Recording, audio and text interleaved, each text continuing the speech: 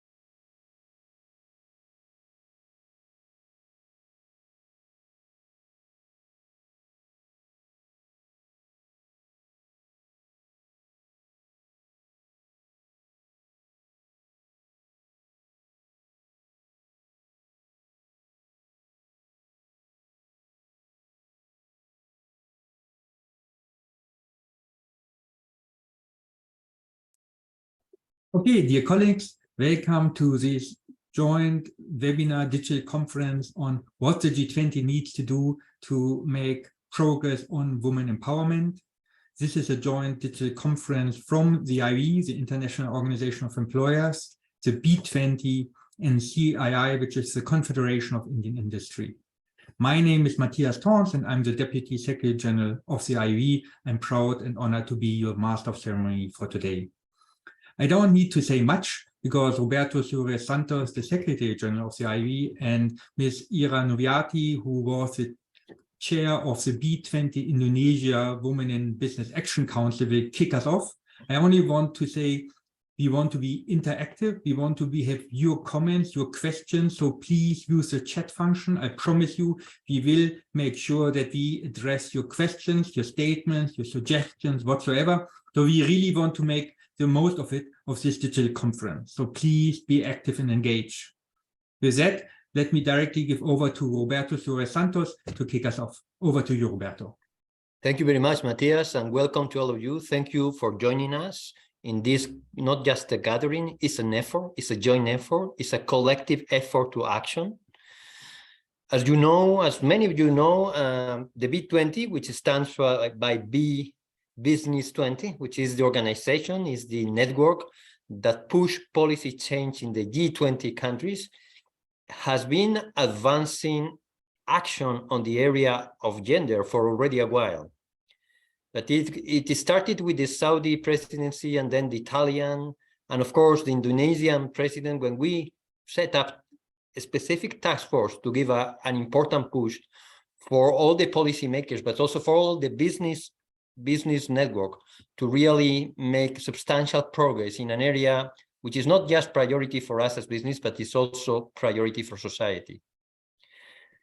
When we talk and when we refer to business environment, we have to take into account that a great deal of this business environment has to do with how we integrate women in business. What are the kind of educational barriers? What are the kind of skills needs? What is the mentality that we have in our societies to overcome many of the stereotypes which act as an obstacle for women to become an entrepreneur? It's very often the case that women suffer much more the lack of access to finance than men. It's also sometimes the lack of network to start a business. It's the lack of mentors. It's the lack also of important regulations that will make a difference. The existence of weak institutions that also suppose an obstacle for all kinds of employers have a double effects in the case of women. That's why we are here. It's not just a talk show. It's not just also to launch another event. It's to have deliverables. It's to have results. And that's why we launched the initiative in Indonesia together with our friends, our partners of Apindo, and under the leadership of Shinka Kamdani. And we are now happy and honored to join forces with the Confederation of Indian Industry, which is the secretariat and chair of the B20 in India. We are really pleased with this partnership, which is focused and oriented on action. And we look forward also to hear the representatives of the B20 India today. As I said before, the rationale of today's event is to launch and to activate and to dynamize a network which can be very powerful also to bring action into change. especially when we have leaders of the future of the G20 leaders. I really believe that we can make a difference, and it's a pleasure for me to be here and also in a learning mood. I want also the IOE to take much further action on this area. I also have to say that our president, Michelle Parmelet, the first woman president of IOE, is also very committed to this initiative, but also to action of business organization on gender empowerment. Welcome here, and I'm more than willing also to accompany you and to support you on whatever result, whatever deliverable you want us to make. Thank you very much for listening to me. Thank you, Roberto. And indeed, the focus has been particularly under the B20 on action, on impact on the ground. The B20 Indonesia launched the Open Women Empowerment Platform, the OGWE, where the IOE is a secretariat to take that further. We're very proud to take over this task from B20 Indonesia. So it's a real pleasure to hear from you, Ira, about what has been the key focus of B20 Indonesia on this topic, and what are, so to say, the recommendations going forward to B20 India. Over to you.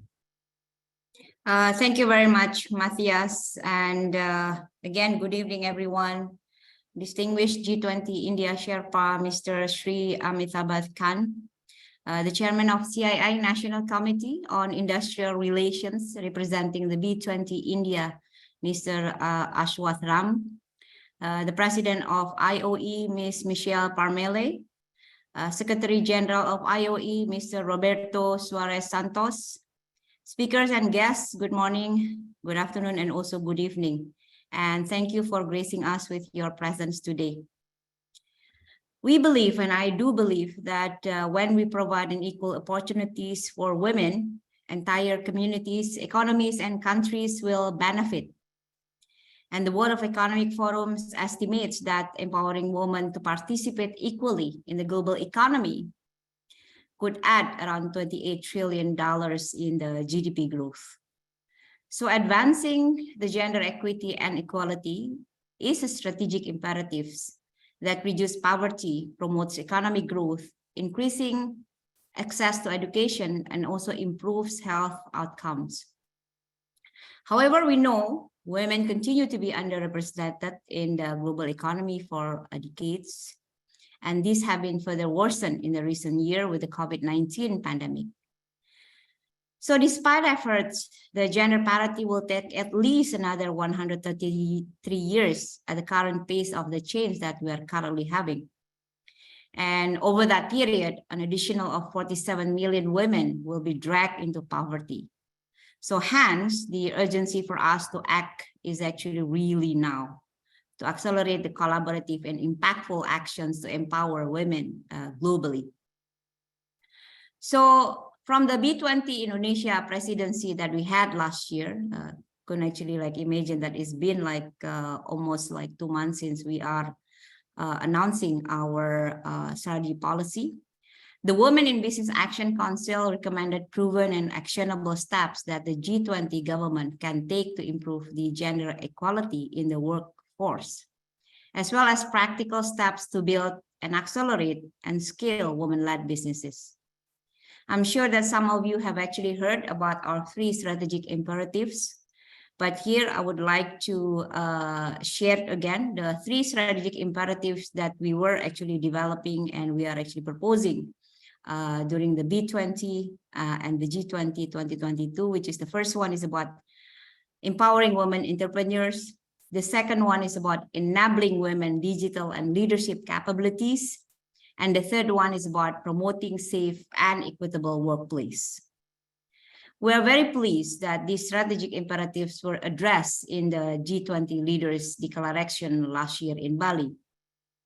So as a concrete actions, the B20 Indonesia Women in Business Action Council also launched the B20 Indonesia Legacy. It's a legacy project, the One Global Women Empowerment, or we call OGWE platform. So this platform, or OGWE platform, is actually really aggregate the existing capacities and network to accelerate and scale impactful women empowerment efforts globally, thus enabling growth, enabling development, and also enabling the accelerations of women-led businesses and women in the workforce. We're actually hoping that OGWE will act as a bridge specifically for women's economic empowerment between the successive G20 and B20 presidencies, enabling the continuations of efforts from Indonesia to India, Brazil, and also beyond. And we are very excited to have IOE as the host of the OGWE Secretariat, and will develop robust capabilities in connecting all actors, companies, government, CSOs, to collaborate in empowering women globally. So we're also very happy to learn that through this OGWE conference tonight, that the B20 India will utilize the OGWE platform to accelerate the advocacy and collaborative on the ground programs across members of the OGWE and B20 India Women in Business Actions Council. So as a member of OGWE and in line with the Unilever Compass social commitment on driving equity, diversity, and inclusions, Unilever is ready to support the success of the B20 India Women in Business Action Council and OGWE. And finally, I highly appreciate your participations in this OGWE conference, and I would like to invite everyone to participate in the OGWE platform and concretely progress women in business together. So thank you very much. Thank you, Ira, and thank you also so much for the good collaboration last year during B20 Indonesia. I see Nodiana here, I see Maya here, really key person for our collaboration on this important topic. Thank you so much for that. Last year, the IOE, together with Deloitte, prepared a report about where do we stand on women empowerment in G20 countries. And we looked on the one hand on the data, particularly where do we stand with the Brisbane target to increase female employment rate by 25% in 2025. We also looked on what has been the commitment of G20 countries when it comes to the topic and how much has been there implemented on the ground. So this report we launched during the B20 Indonesia summit in Bali. And we would like just to recap again the main messages, because it's an important basis for discussion going forward, what the G20 needs to do. I'm very proud that with us is Rumki Mayumda. Rumki has been a close partner in looking at G20 implementation for a long time. She is also one of the authors of this report, which we launched in the B20 summit in Bali. So Rumki will give us a quick overview about the main findings of this study. And again, if you have any questions, any statement, any comments, please use the chat function. We will look into it. We want to learn from you. It's not only that we are telling you, but we want to learn from you about your ideas, your suggestions. If you don't use the chat function, don't be disappointed if you're not heard. So, Rumki, over to you. Thank you so much, Matthias. And good morning, good evening, good afternoon, good evening, everyone. It's a privilege to be here and presenting. And as Matthias said, we had the privilege of in launching our report, which looked into the empowerment of women. Just before let me share my screen. Can you see my screen? Not yet, no. There it's coming. Yes. Very good. Lovely. Right. So in this report, what we try to do is to understand how has the labor market recovered, especially after the pandemic, and especially what has been the participation of women in G20 countries, whether it has improved significantly. How are the G20 nations are performing in terms of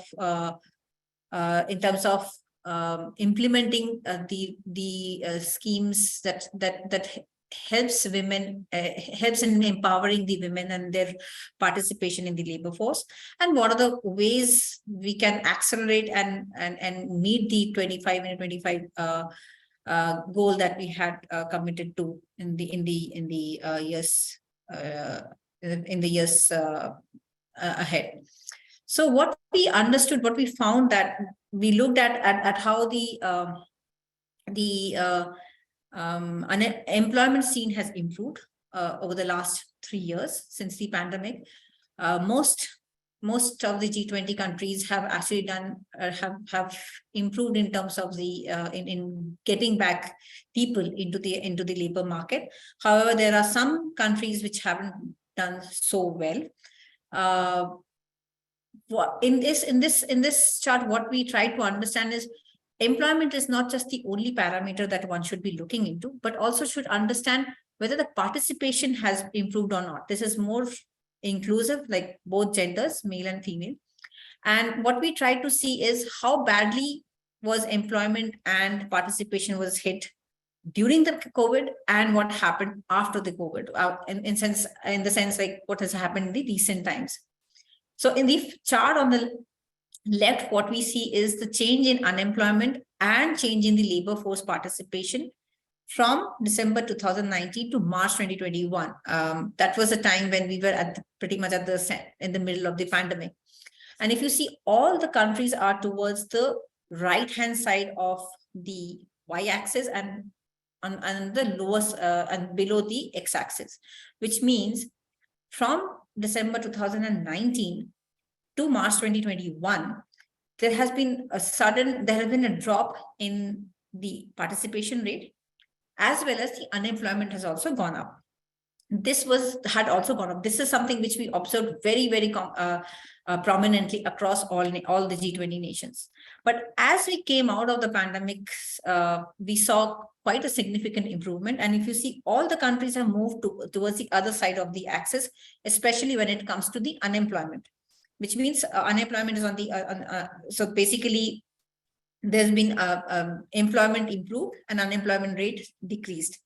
But what has not changed much across most of the nation is the participation rate, which means although employment improved, but those people who dropped out the labor force, many of them didn't come back, which means there were a lot of big share of people labor market who were discouraged, who didn't want to come back and get employed. That is a concern, because at the end of the day, you have a chunk of people who are not willing to come back to the jobs that they had earlier. So that is something which we found was quite worrying. When we were now we further did a deep dive to understand the women's participation, how well it has impacted. The participation has been impacted across men and women, but it was the women who took the fall most, and especially in many of the countries. If you look at the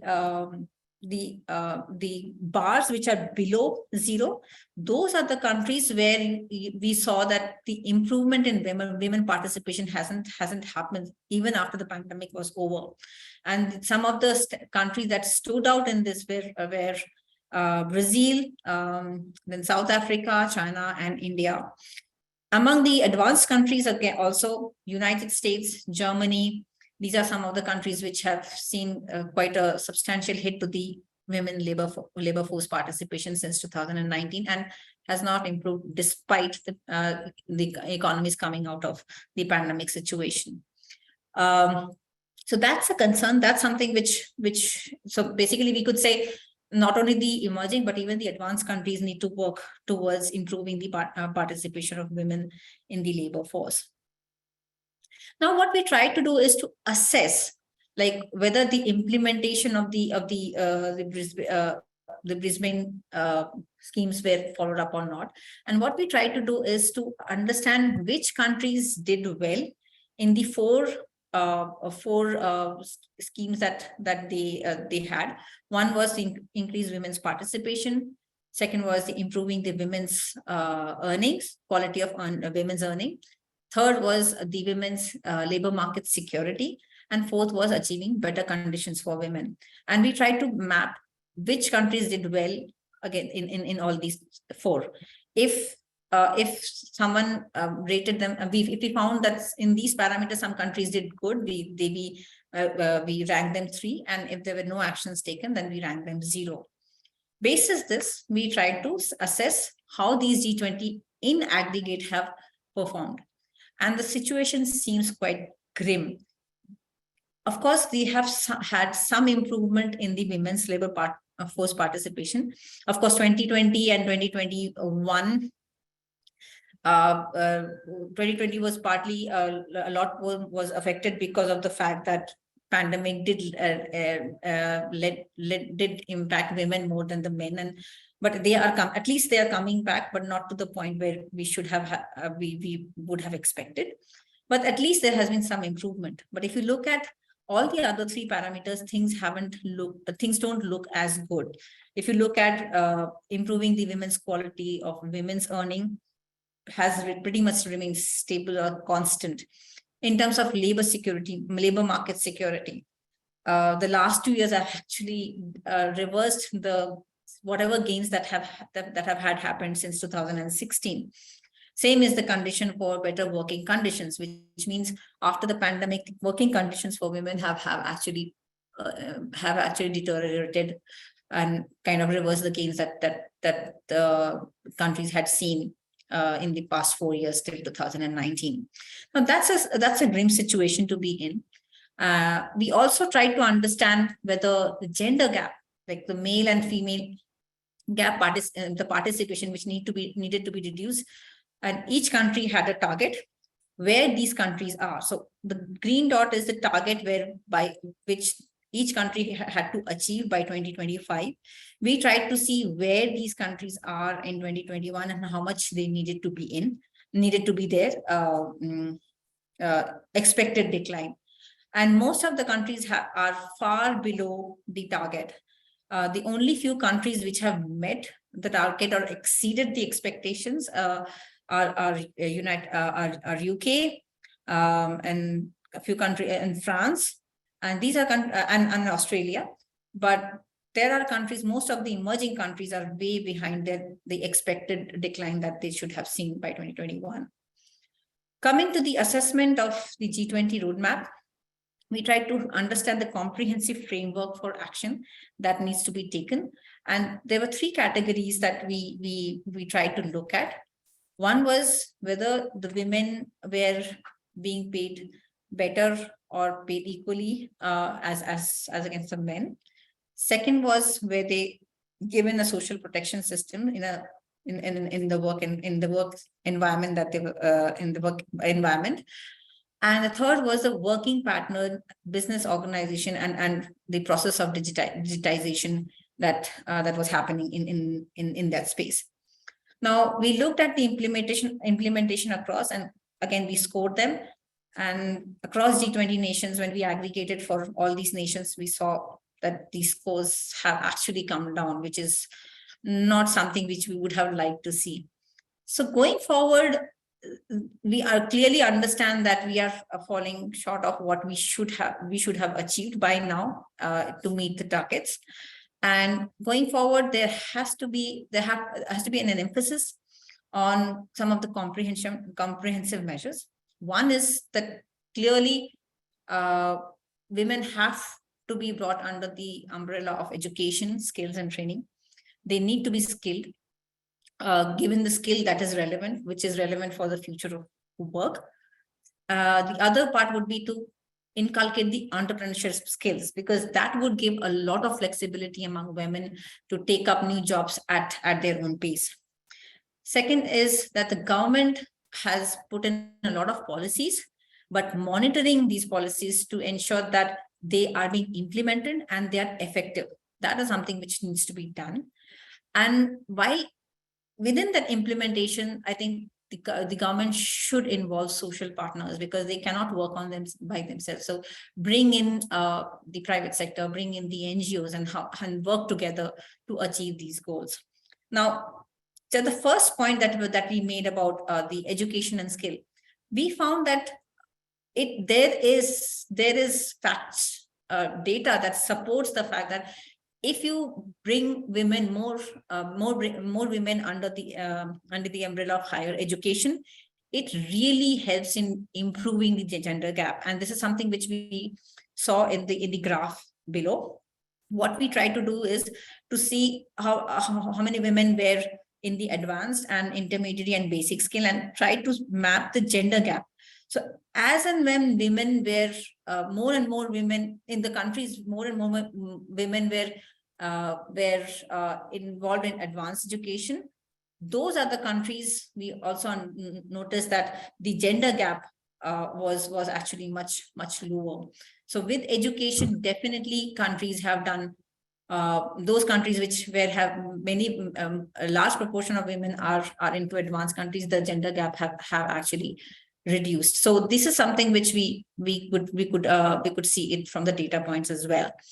So based on these are some of the findings that we had, and we are hopeful that the governments will take the necessary steps to bring in more women, and we are already behind the time, and we should act now. This is the time we should act now and bring more women into the labor force. So with that, I'll stop my presentation and will be happy to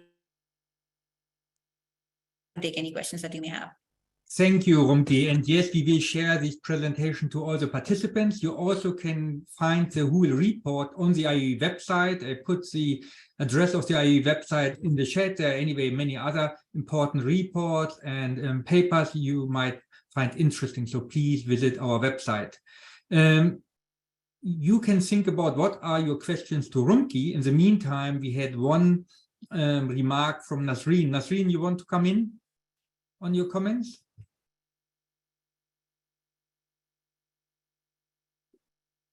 Hi, Matthias. My apologies. This is Yanni de Villiers from Busa. I see now that my screen name is Nazreen. I think she's also in the meeting, so I apologize. Okay, it was you I'll who change wrote. it now. It was me. It was me. Let me just switch on my camera as well. Thank you so much for the opportunity. Now, the only thing that I said was it's so fascinating to see the data like this, but wouldn't it be wonderful if we could set aspirations in terms of the management and control of companies and not just labor force participation? Because I do have the idea that we need women leaders to uplift other women, and that we need to start seeing these changes at the top of companies as well, and not necessarily only in the labor force participation. So more of a comment. I'll change my name. Thank you. Thank you, Yanni. And of course, you have been also very helpful in this report. So thank you to you, actually, Yanni, in helping us to bring this report on its way. Silvano is part of the B20 IOE team. Do you have any questions which came up in the meantime to Rumki? Yes, Matthias, thank you so much. Good afternoon to everybody, morning and evening, depending on where you are. I have a question, Rumki, that I would like to share to you. It's related to women's labor force participation. We know that the rate has been one of the biggest challenges for gender equality during COVID-19 pandemic. So would you be so kind to address how did the G20 countries perform in addressing the matter of women's labor participation? Yeah, so as we had noticed that the progress hasn't been as good as what it should have been. And the insight says that definitely the government has to do more in reducing the barriers that is preventing women from coming into the market, and that will include how they are improving the environment, working environment, the quality of the jobs that they're providing, the social support, providing equal opportunities and giving them the right skill and encourage them in entrepreneurship. These are some of the things that will really help women to join the labor force. One of the key insights that we understood was that women need to be encouraged to be entrepreneurs and bring them into the SME sector, because SMEs are the biggest job opportunity sectors, and that's where women can actually play a big role. And if the government can make these provisions that I mentioned, that could make a big difference for women to come in and join the labor force. Thank you so much for that, Rumki. I think it's very accurate on that side. We have somebody from the audience. Shaima, raise your hand to address the question. Would you like to address it orally?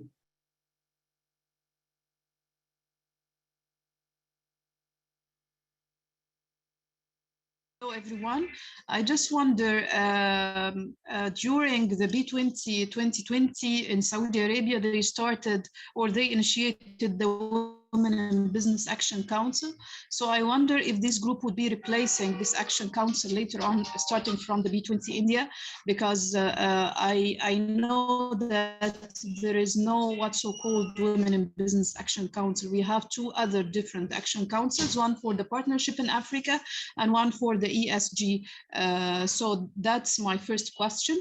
The second question, actually, during the B20 Indonesia, they started a wonderful step forward, which is called OGWE, One Global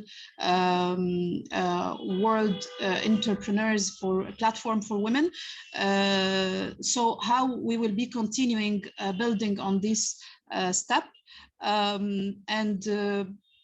Actually, during the events that I'm attending, one of which is the B20, I've noticed that so many initiatives are taking place and we need a hub to include or combine all these initiatives. That's why I thought about a new initiative called She Powers, which is covering the area of Europe, Middle East and Africa, because this year we're having Africa on board in the B20 as well. And it will tackle several factors. One of them is encouraging the education, especially the STEM education for women, entrepreneurs for women, I mean entrepreneurial initiatives, and B2B platforms for business women as well. Let's call it it's a knowledge sharing for the members of these initiatives, as well as encouraging the development partners in this region to implement the successful projects and initiatives to be replicated in other countries within the focused region. So I wonder if any of the attendees would be interested in this initiative. Please write me your emails in the chat box. And I still want to need if the Women in Business Action Council under the B20 will be running or this group will be replacing it. Thank you very much. Salma, thank you so much. I can quickly answer because we are running a bit behind time now. The B20 will have focusing still on women empowerment. They will do that across all the task forces, and you will hear from the B20 India representative in a minute who will confirm that. However, OGWE will be there. OGWE is there to connect the dots between all the different B20 initiatives, also going forward B20 Brazil and then B20 South Africa. OGWE also has more than one focus, right? One focus, yes, is the advocacy work, the engagement with the G20, but it is also about peer learning, capacity building, and it is also about connecting the dots on the ground to make sure you're connecting the different initiatives for greater impact. So OGWE is there. The IOE is the secretariat of OGWE. We are at the moment establishing the governance structure to really properly then launch it, but be assured that this is live. Very shortly, Nodiana, you had a question or comment, so please come out. Nodiana Dao, she was instrumental to bring OGWE to life. Thank you so much for all your work you've done under B20 Indonesia, Nodiana. It was such a pleasure to work with you. Over to you.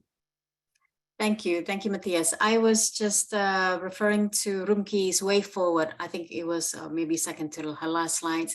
And the way forward that you had put, Rumki, is so much aligned with the design of OGWE. So I'm very, very happy that, you know, not having met you, but it seems like we think alike. And of course, the Deloitte team also helped us in defining and designing the OGWE. So very, very happy and very, very happy to hear from Matthias that OGWE will continue to really accelerate and strengthen the work that we do underground. Policy, yes, but also programs underground. Thanks, Matthias. Thank you so much. I give now over to Agostina Morni. Agostina Morni is a senior advisor within the IOE. Together with Maria Paz-Anzogueregui, she is leading the IOE work on women empowerment. So over to you, Agostina, to bring us now into the topic what the G20 needs to do. Thank you, Matthias. Now this is the exciting part of this event today. But before we start our panel discussions, can I just please invite B20 India representative, National Chairperson of CII Indian Women Network, Ms. Smita Agarwal, to deliver her keynote interventions and to set the scene. Ms. Smita, over to you. Thank you so much. Thank you, Augustina, and thank you very much for inviting me to be a part of this event. It's really a privilege for us to be here among such august company. Mr. Roberto Suarez Santos, the Secretary General of IOE, Ms. Michelle Pameli, IOE President, and Ms. Ira Noviarty, the Chair of B20 Indonesia Women in Business Action Council, and all the esteemed panelists and the participants. I think this is an extremely important discussion that we've initiated here. And the fact that the work that has been done by OGWE and the leadership that Indonesia took in launching such an initiative, that deserves a lot of appreciation. And as India takes up the presidency of the G20, it's been made very, very clear by our Prime Minister that it is important for the entire world, and especially emerging economies like India, to shift the conversation from just talking about women empowerment to women-led development. And that's why the focus that we will have under the G20 presidency is on women-led development, and the new era, as we call, for the next 25 years of India becoming a country which has been free for over 100 years, we are going to be talking about how this development is going to take each of the countries in the G20 from strength to strength. The need to centralize the women's agenda, and of course, if we even just talk about Asia Pacific alone and we focus on bringing equality for women, the GDP is expected to go up by $4.5 trillion per annum, and that's nearly a 12% increase. So when we talk about the empowerment of women, I'm also very happy to share that the organization that I represent, the CII Indian Women Network, has been taking very significant steps towards this objective. And we are based in about 25 cities across the country. And the one prime objective that we have is to bring more women into the workplace and to give them an opportunity to contribute towards the progress of this nation. Broadly, when we talk of this subject, there are too many main factors, overarching factors, I feel, that will create the right context for the discussion and the exciting panel discussion that's going to be initiated right after I speak. And I think that when we talk about women-led development, we must understand that there is a very strong economic case for gender justice. And the change that we are talking about will not come till we change the ecosystem which will manifest this change. And this is something that, since that I have a privilege of representing the point of view from India, I can talk about the kind of change that has been brought in the ecosystem in our country in the last 7 to 8 years or so, where there's been a significant change which has improved the participation of women in the local government. Happy to share that in India, there's 1.4 million women that have been elected to office at the very grassroots level in the panchayat system. And that's a governance body that works even at village levels. And sometimes you feel that they do not get enough recognition in terms of what they're doing for the labor force and what they can do in terms of changing the economy and the administration, how it works in countries like ours. Again, very significant initiatives being taken for digitalization of education, giving access to women in rural India. And I know Rumki touched on the aspect of how the pandemic affected a lot of women coming back to the labor force, and the fact that also there was very big challenges to access education, and that the more access that we are able to create for education, even in times when there are challenges in terms of infrastructure, digital access to education is something that's extremely important. And that has been a very, very strong initiative that has been taken up in India. One of the very significant initiatives that I would like to talk about, and this has been the result of many of the surveys that even at IWN we've run, and I know across the whole entire OGWE network in the G20 countries, we know that one of the biggest challenges for women in workplace, actually two of the biggest challenges for women in the workplace, is the access to good quality sanitation, and the other is safety. And these are two very important aspects that discourage women or cause a lot of women to drop out after a certain amount of time when they want to initiate participation in the labor force. And therefore, in India, in a period of barely 2 years, over 100 million toilets were built across the country, whether it was in schools, in workplaces, in government offices. And that is something that really is the base of the structure. And when I'm talking about transforming the ecosystem, that will then bring the change of bringing more women into the workplace and enabling them to participate in the economic development of the country. This is the sort of infrastructure and change that we are expecting to build.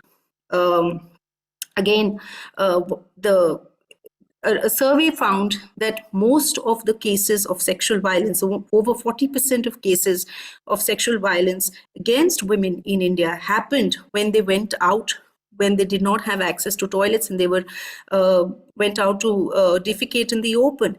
And by the building of these toilets within either the workplace or within their homes, this is something that again got addressed. So a safety and a law and order situation, as well as an administration situation, both work together to solve a very social and a political problem that a country like ours faces.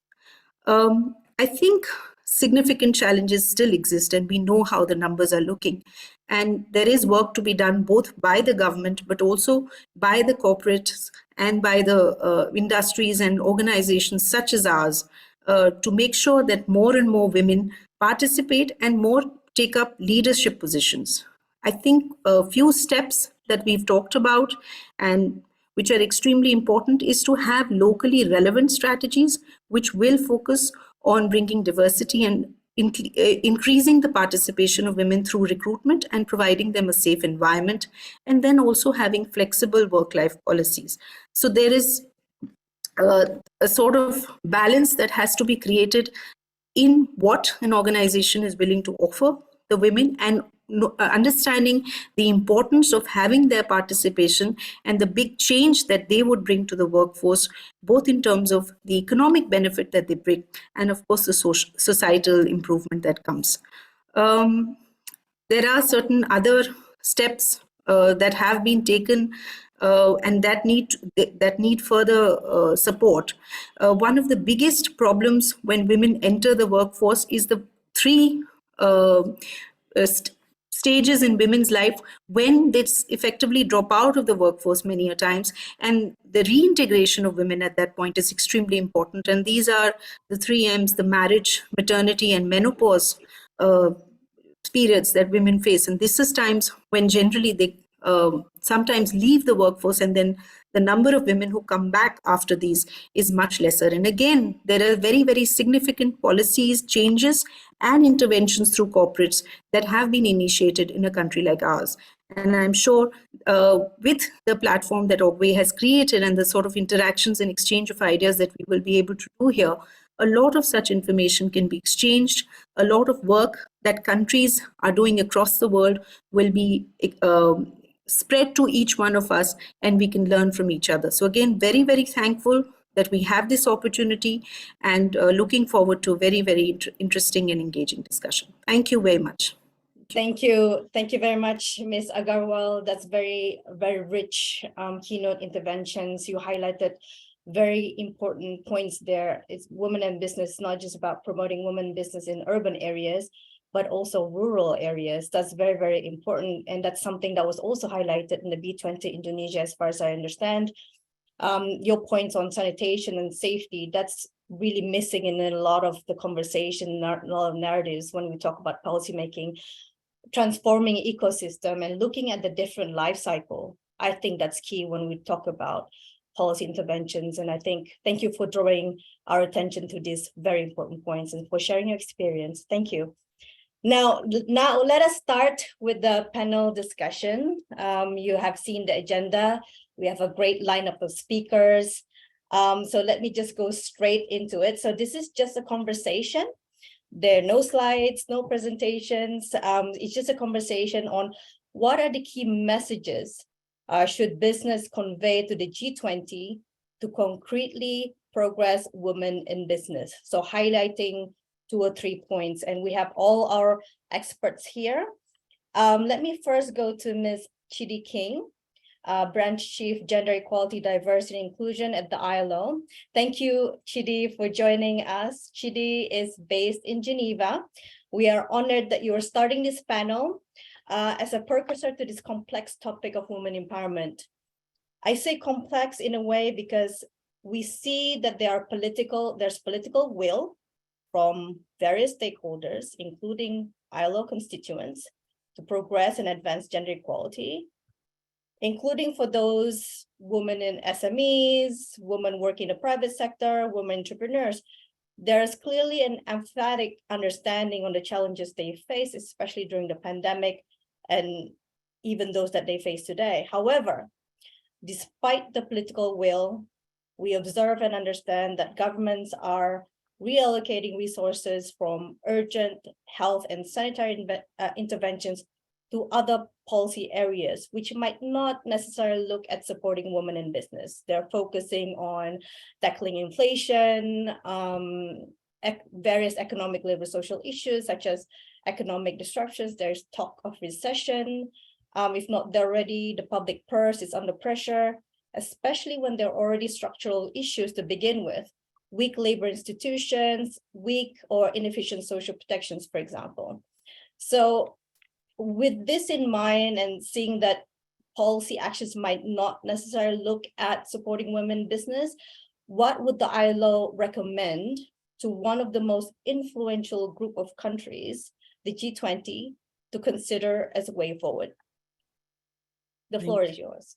Thank you. Thank you so much, Tina, and greetings to everyone. It really is a pleasure for me to be here at this enriching discussion, and it was a real pleasure and very informative as well to listen to the speakers that have gone before me. And I'm sure it will come as no surprise if I, repeat some of the things, in fact, that have come before me, because they really are fundamental to the issues and the questions that we're discussing at the moment.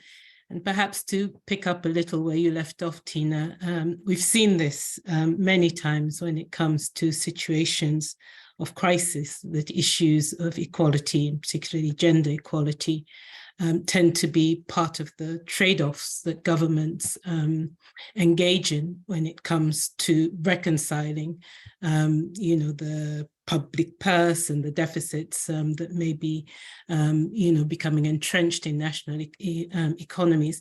And I mean, I think one thing I would say, and I think, ILO research and evidence by others indeed points to this, is that this really isn't a zero-sum game. It's very often seen as a zero-sum game, that, moving or advancing on issues relating to gender equality, making the investments that we've heard of, which are crucially necessary to advancing gender equality and dealing with structural inequalities, is only something that can happen when times are good economically. And in times of economic strife, then, we need to rein in, and we need to put these issues on the back burner, rather than perhaps, as I think, many realize, or certainly the realization is growing, is that these things have to go hand in hand, that in order to build strong, resilient economies that are capable of withstanding shocks, and we see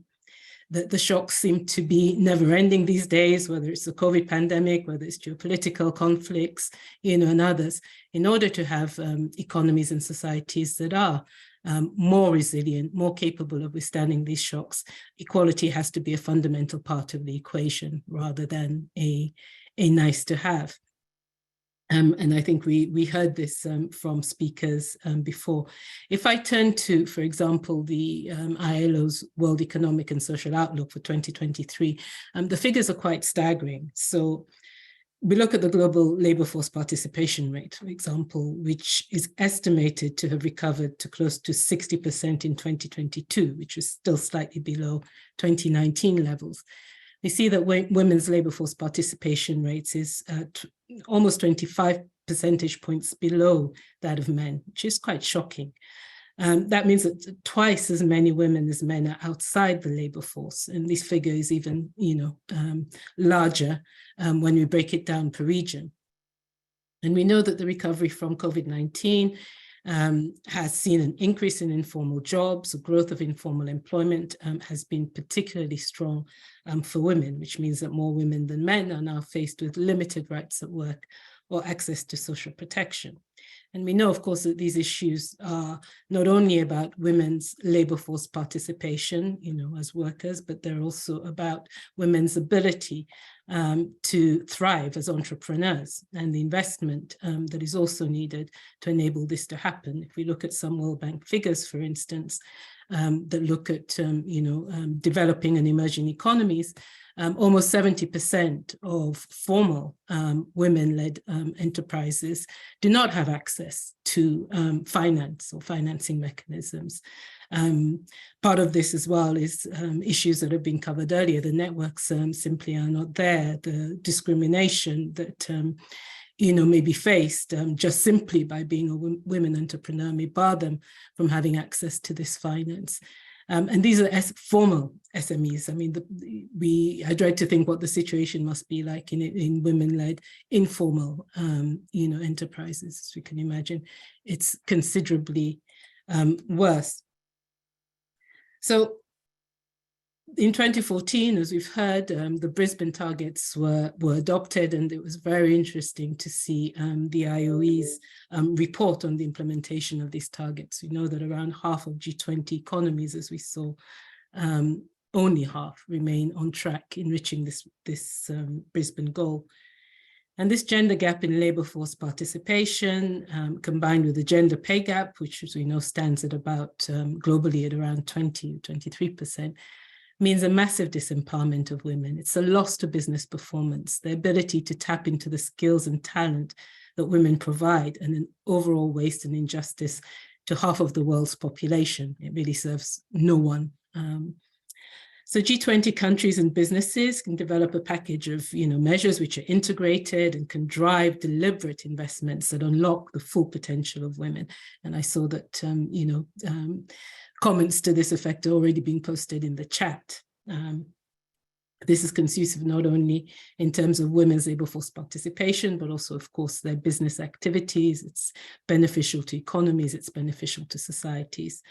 And the point of departure needs to be about making gender equality an explicit goal of public policy and business practices, both in strong economic financial climate and when we are facing difficult financial or economic circumstances. Countries can't rely on a single isolated policy lever, but need to work on several in combination. So let me wrap up, because I'm sure time must be coming to an end. At the ILO, we've been advocating for a transformative agenda on gender equality, which should be seen as a compact to make real progress, urging countries to address systemic and structural challenges that are impeding women's labor market participation. And we know what some of these are.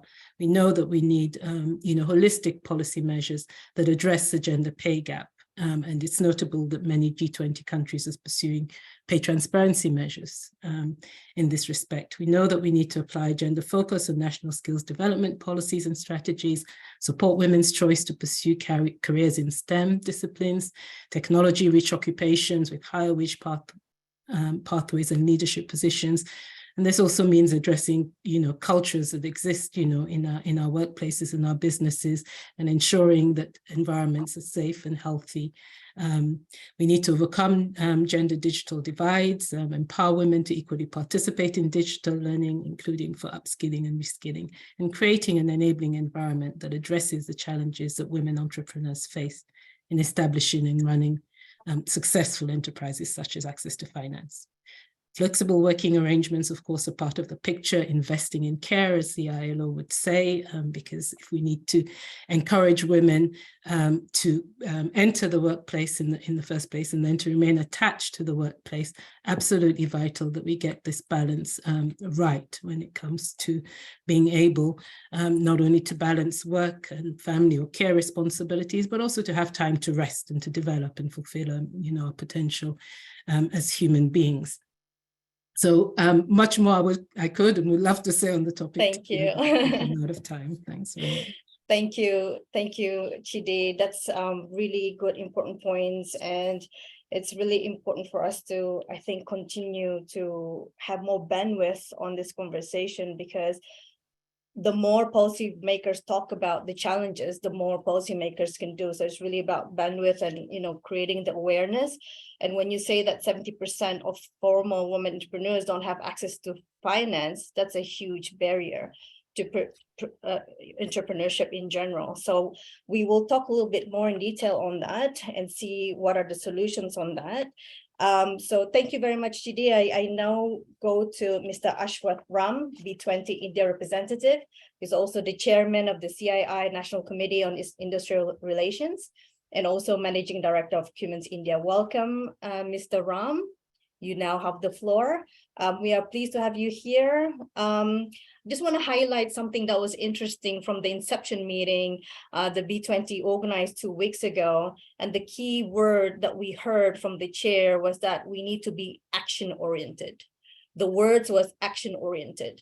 And we couldn't agree more. What does the B20 India presidency see as the main action points then for the G20 consider from your point of view?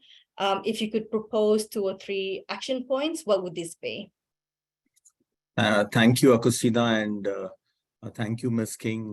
Really clear about your points. So at the outset, I want to applaud the IOE for taking forward the excellent work done by the B20 from Saudi Arabia, Italy, and Indonesia to advance women's inclusion and the empowerment agenda.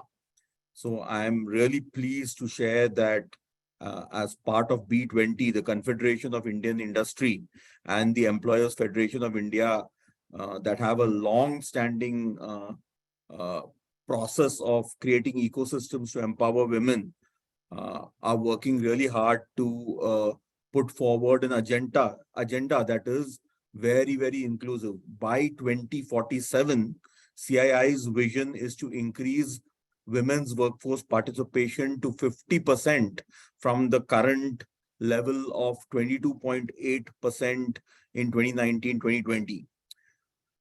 As the secretariat to the B20, CII has decided to mainstream all the gender work across the B20 task forces and action councils, which means not just have one dedicated force which is working on women's inclusion, but every single task force will have women included and focus on the workforce and women's leadership in business.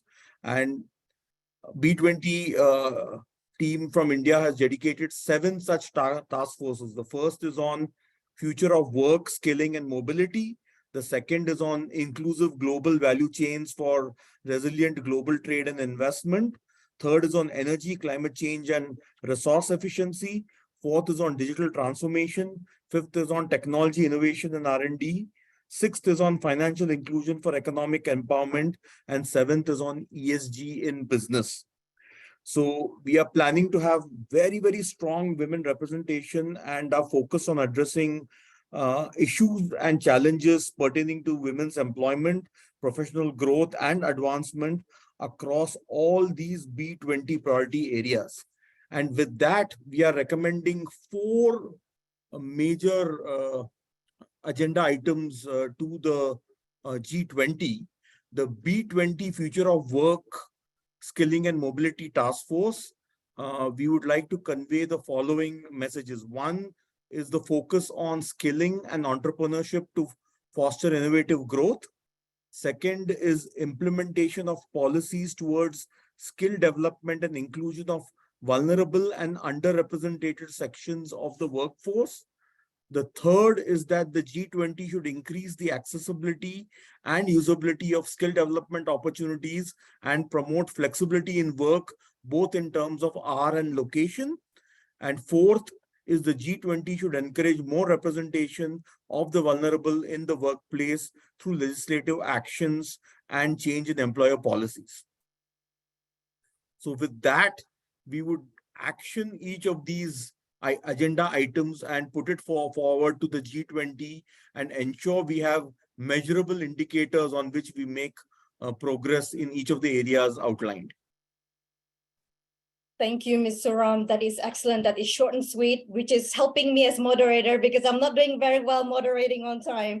So thank you very much. It's really important to mainstream gender, and it's very difficult to do, but it's not an easy feat. But we are ready, of course, the IOE Secretariat, OGWE Secretariat, in case you need for us to assist you to make sure that gender is mainstream to all the task forces there. Of course, we're there in a few of them.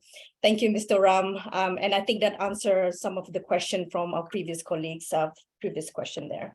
So now let me go, without further ado, go to Kenya. Hello, Jacqueline. Thanks so much for joining us. The African continent has the highest percentage of women entrepreneurs, I'm happy to say, in the world, according to the African Development Bank. So the female entrepreneurship rate in sub-Saharan Africa, for example, is 25.9%. So that means 1 in 4 women start or manage a business. So please tell us, Jacqueline, you're not only the executive director of the Federation of Kenyan Employers, but also the IOE Vice President for Africa and ILO governing body member. From your perspective, are there any successful policy levers in the Africa region which the G20 can use as inspiration to scale up to concretely promote women in business? Over to you, Jacqueline. Thank you very much, Tina. Good afternoon, everyone. It's a bright, sunny afternoon here in Nairobi.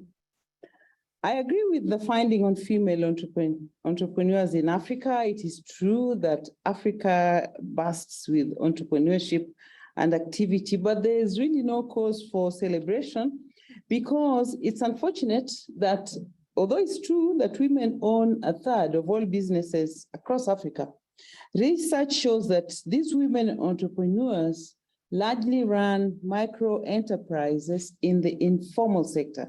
They engage in low productivity, low value add activities that reap marginal returns for them.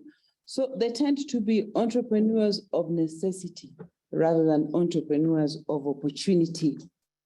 And even in the formal sector, which I really represent, the number of women, it's just 15%.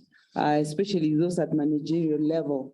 So there is need to look at these trends and to provide business support services to women, give them access to finance. I'm glad that Chidi highlighted this much earlier. And there's need to strengthen their business acumen.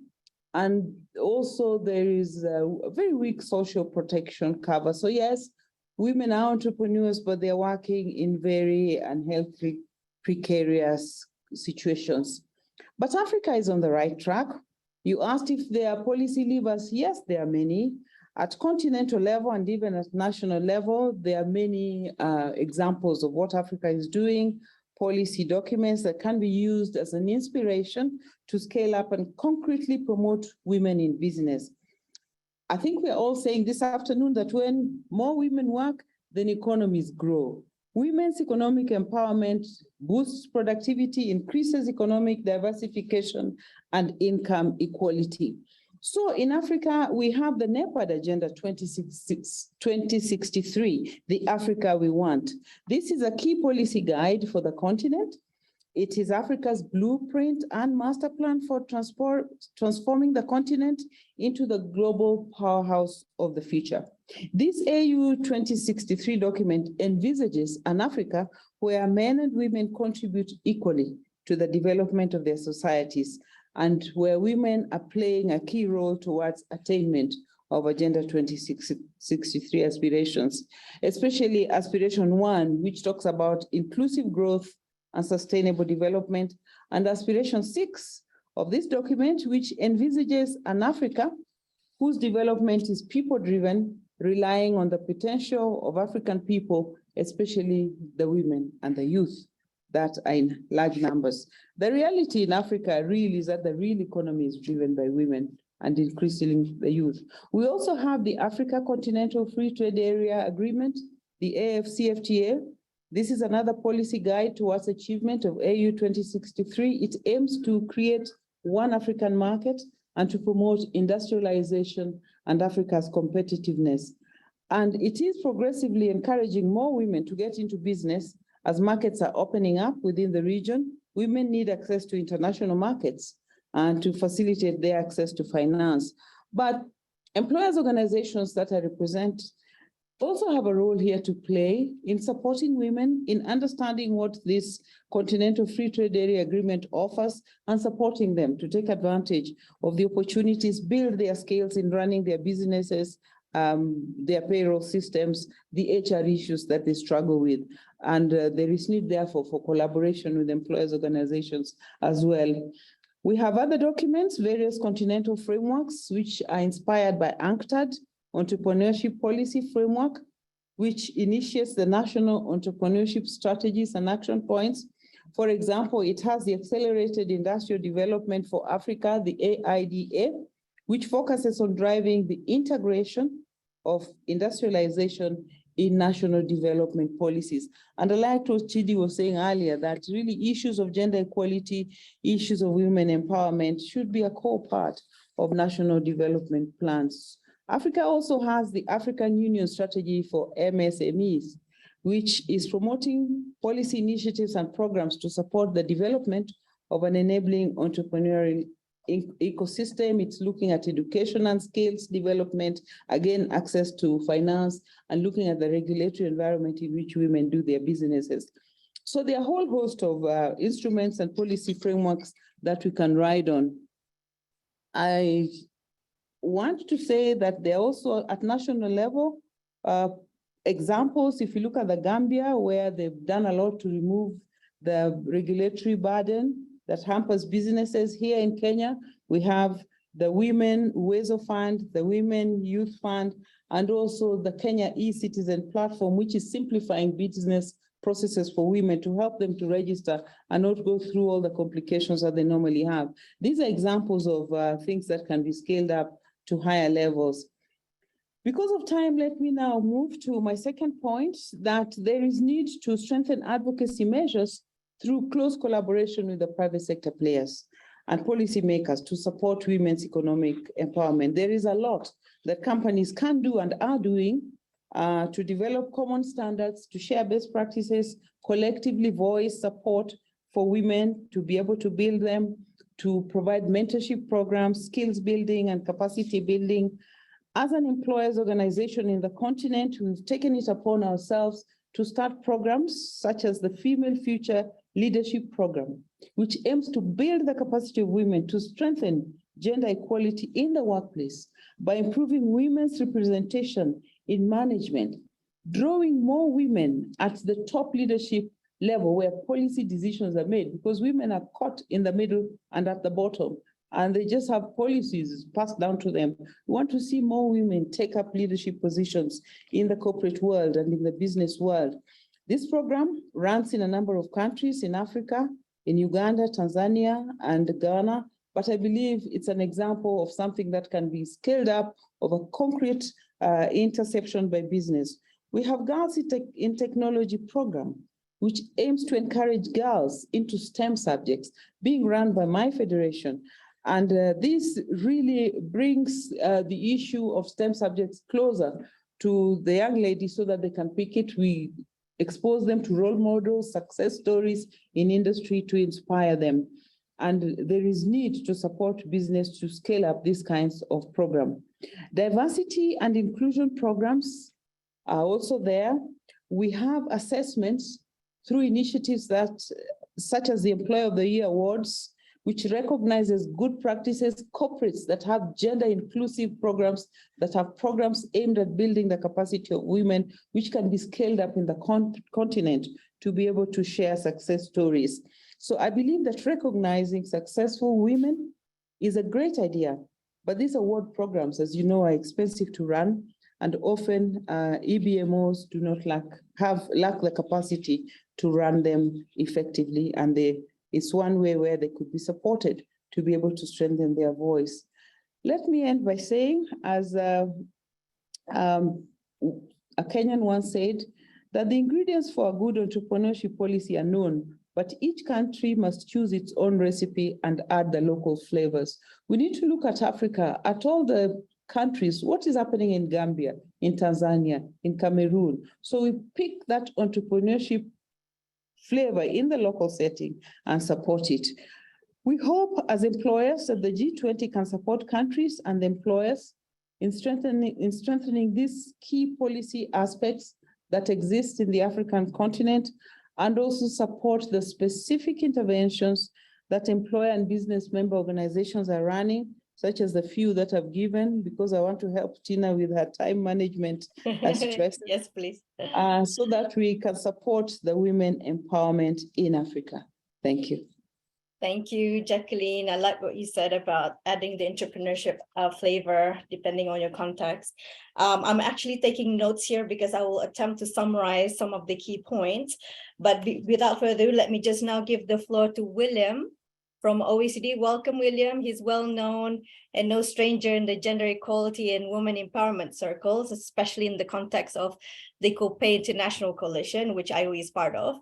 He is based in Paris, and our question to you is, from OECD's point of view, what can governments do to improve this enabling environment for business women in particular, and how can barriers to entrepreneurship be minimized? Over to you, William. Thank you very much, and good day, everybody. Thank you for having me here, and I'll try to stick to the time limit so we can have a little bit of a chat afterwards.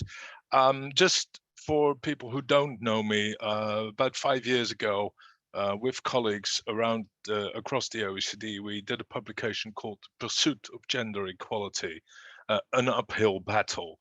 And that will hopefully in 2 months' time be followed up by a new big volume, Joining Forces for Gender Equality. And that will include also work by my friends from the Center for Entrepreneurship, David Halabisky, on barriers to entrepreneurship.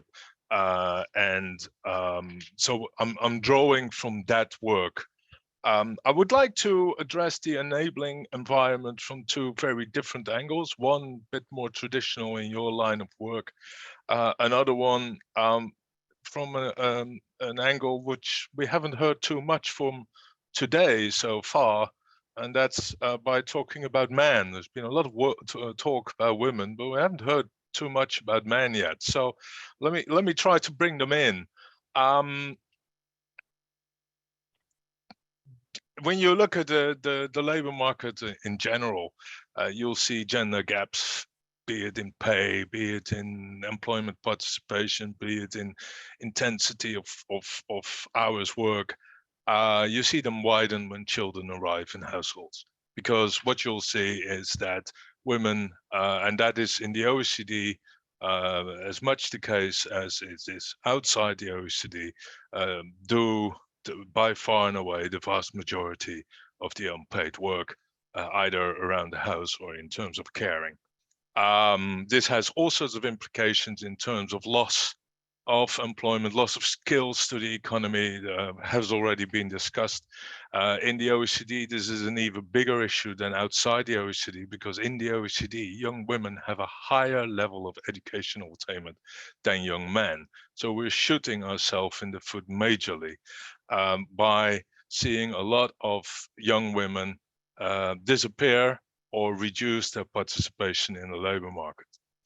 Now, this is, of course, rooted in norms and attitudes, and you can't easily change that. So what do some governments do in the OECD? But increasingly, they do so by introducing paid father's leave for at least 10 weeks. About 1/3 of OECD countries have that now. If you look at what we had 20, 30 years ago, That's actually a major change in policy. And what's more, countries like Japan and Korea were not renowned for being the most progressive in many social policy areas, have the longest period of paid leave for men, individual entitlement for a year. Now, of course, men are very worried about their career and fear the repercussions if they do actually take this leave. But you see very slowly attitudes, but also behavior changing. 10 years ago, less than 3% of the people who took parental leave in Japan and Korea were men. These days, that is around 15 to 20%. So there is some change. I mean, it's not dramatic, but it's changing a little bit. So what I'm trying to say is, A, it takes time to change policy. It takes time to change norms and workplace cultures. And it's not just public policy which can do that. That's the other point. It is a working, balancing act of employers, of workers, of entrepreneurs, and the government. But it's not the government alone. And I've heard that for the last hour. What can governments do? But it's not just about governments. It's about the other players too. They have to be involved. Otherwise, it won't work.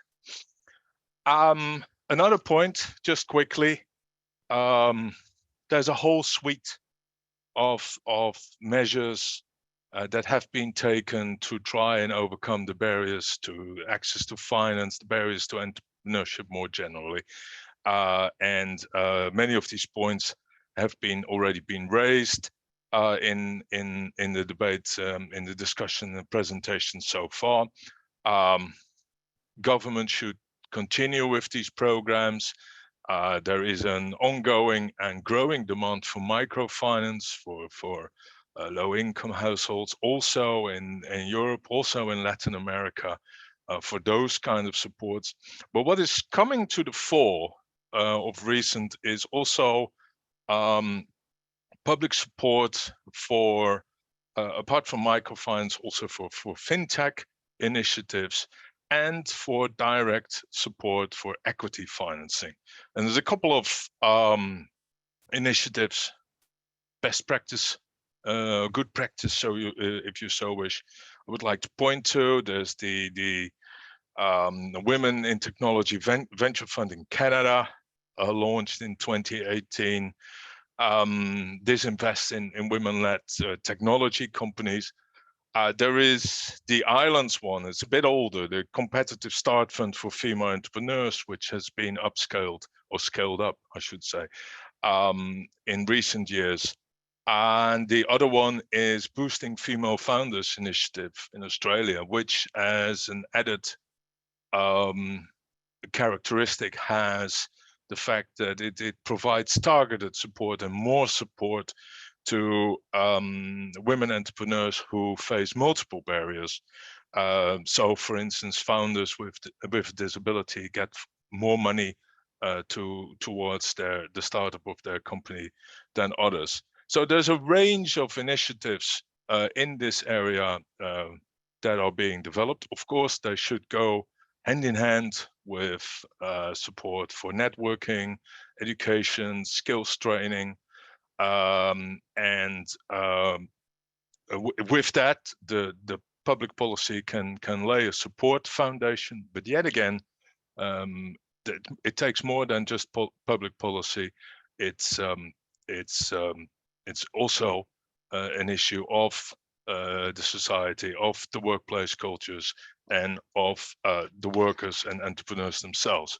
One final thing, and Ms. Mugo referred to that. We will have shortly, starting in March, initiative with the European Union, a policy learning network to strengthen youth entrepreneurship. Haven't heard that much about that so far. Ms. Mugo referred to that, but I think that's another important avenue to explore more in future work, because there's a lot of potential out there too. Thank you, Tina. Thanks. I hope I was short enough, and looking forward. You are exactly 5 minutes. Thank you, William. Thank you very much for being good on time. Couldn't agree with you more. It does take time to change policies, mindsets, and it is a joint responsibility. That's quite right. And a lot of women do have challenges accessing venture capital, technology networks, as you mentioned, and targeted support is very vital, especially when you look at the intersectionality part as well. So now, without further ado, last but not least, let me just go to Argentina, to Ms. Laura Jimenez. For your information, Argentina held the B20 presidency in 2018. Laura, each region is different and there are countries with different levels of development. From your perspective, what are the important elements for policymakers to consider, take into account what's working in the Latin American context and what more needs to be done? Laura, over to you. Thank you, Tina. Thank you for having me. It is a privilege to be here. Well, the COVID pandemic led to an unprecedented economic crisis in Latin America. It wasn't until the second quarter of 2022 that we began to see some positive signs, but we are still experiencing a slow, partial, and uneven recovery. To be specific, at the global level, women in Latin America and the Caribbean have been the most affected by the COVID crisis. And there have been significant setbacks in gender inclusion, women participation in labor market, and the gender gap. So we need to accelerate recovery to create more formal and productive jobs and to implement better development policies. And if we want long-term sustainable development policies, we need the companies, especially the SMEs, to access the talented and the skilled workers they need to develop new projects. So we know there's a business case for gender parity. We know it makes economic sense to unlock value by promoting women access to education, to labor markets, access to credit, and to entrepreneurial services. But to do so in Latin America, we need to consider, first of all, informality and poverty. Women are overrepresented in poor homes, in the migrant population, in the informal economy, and unpaid care work. So for us, governments must empower young women by ensuring access to health services, social protection, and education. And I will zoom into education, what policies are working within our region. First, to eradicate child labor, young girls and boys, of course, involved in these pervasive practices not only face human rights violations, but are more likely to drop out school and to stay in the informal economy. To incentivize the completion of high school studies is key, though. Also, as said before, to promote STEM skills and adaptability to enhance learning and to bridge the digital gap. But also, it is important to ensure a smooth school-to-work transition for female students. We've seen there's great value on implementing work-based learning systems, apprenticeships, and internships in all schools, and especially for girls, and to foster public-private partnerships in order to amplify the connections between the world of education and the world of work, to develop vocational training programs and lifelong learning policies, to stimulate transition between jobs and sectors, so that more women can access better quality jobs in the green economy and during tech transitions. On the other hand, when we consider the total of university graduates in Latin America, 60% of them are women. And our economies are not accessing to that talent. So there are some answers to these issues, as I said before, in the care economy policies. These tools have a multiplier effect that, among other aspects, improve productivity levels. Because as I was saying, we need more women not only to enter the workforce, but to become leaders in the green, in the technological revolution, in technological enterprises. Most business women, and Jackie was saying this a minute ago, are currently leading micro and SMEs. So an enabling environmental and ecosystem that provide access to financial, legal, and technical assistance to small business is also key to stimulate young female entrepreneurs. We need to develop financial education programs, leadership and managing skills programs, And by doing so, and while doing so, governments can and should set targets to ensure women are being benefited by the financial and economic policies, especially those developed for SMEs. Another important enabling tool is to facilitate peer learning and enable business networking as web-based communities to help women-led companies become visible and help willing investors to connect with these companies. And finally, it needs to be said every time, it is of the utmost importance that government include the private sector, include business women in decision-making processes regarding education, employment, industrial and development policies, and for employers' organizations to get involved through social dialogue to help building effective and sustainable policies to advance in inclusive, resilient, and sustainable economic growth. Thank you, Tina. Thank you, Laura, for making that short and sweet. Silvano, can you just give me a heads up? I don't see any questions in the chat, and because of the time limitations, okay, we'll give 1 minute to Ms. Lida to ask her question, and then we have to wrap up. Go ahead, Ms. Lida. Thank you very much, and thank you for bringing us all together today. I just have a couple of things, and I do have a couple of questions. Number one, on the B20, Mr. Ram was mentioning that he wants the women's focus to be mainstream. But I think that the key message that we're sending to the G20 by eliminating a Women in Business Action Council is that it's not as important as it used to be. And I think that that is a message we do not want to send. I'm in the Financing for Global Economic Recovery Task Force. We've already had our first call, not a single mention of women's economic empowerment, women's entrepreneurship. And so I think that this needs to be really addressed. And I know that— Thank you. Yeah, but I think that also with this paper, the recommendations that Mr. Ram had mentioned, will we be able to comment and contribute to the recommendations? How will the mainstream happen? And also, I would encourage that for future B20 meetings, we make sure that we have equal number of panelists be women for the sessions. And then for OGWE, I know that Mr. Matias had mentioned that they are currently working on the governance structure. And BMO, as a signatory to OGWE, we would like to take the opportunity of the Women's International Day or International Day of Women. We would like to put together a full social media campaign around OGWE, but currently we don't have anything to say. So we'd like to not lose that opportunity, and so ask that maybe we can work together somehow to get some messaging across. Thank you. Thank you, Lida, for that question. Maybe before I give the floor to Mr. Ram to answer, because that question is specifically for you, may I just give the floor now to Matthias just to give some quick reactions on the governance question? No, thank you so much, Lida. And we take that, of course, very seriously. You know, already now the Secretariat is in place. So working on key messages in your social media campaign, we are ready to work with you. That is not a problem at all, right? And we are very confident that the governance structure will be launched very soon. You know, there were some discussions also in Davos happening at the moment. We wanted to make use of that. So that will not stop us in any case to work. And you see this conference taking place here today is already a good start in that. So please reach out to Agostina when it is about messaging, no problem whatsoever. We're more than happy to partner.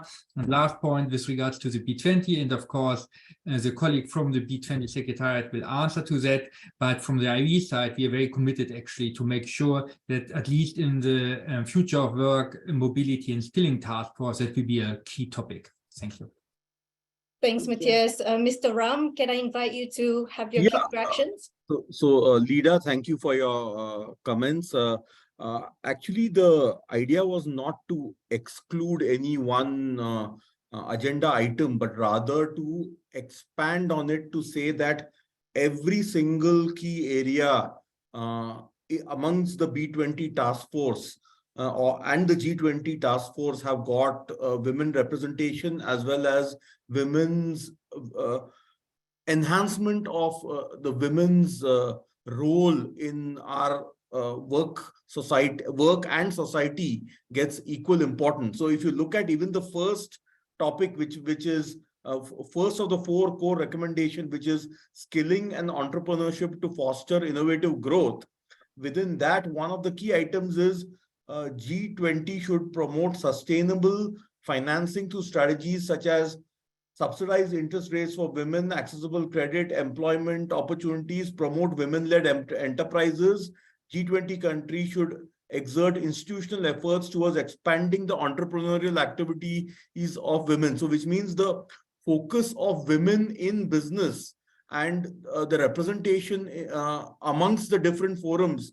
There is no thought that, what work has already been done is to be diluted in any manner, rather to be built upon. So if you have any very specific suggestions of how that should be done, certainly, as we get into the details of execution of some of these ideas, we'll make sure that it covers those points.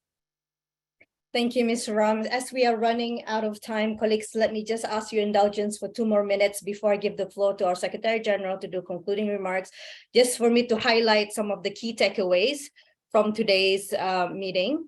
The first is we need enabling policy environment for women in business.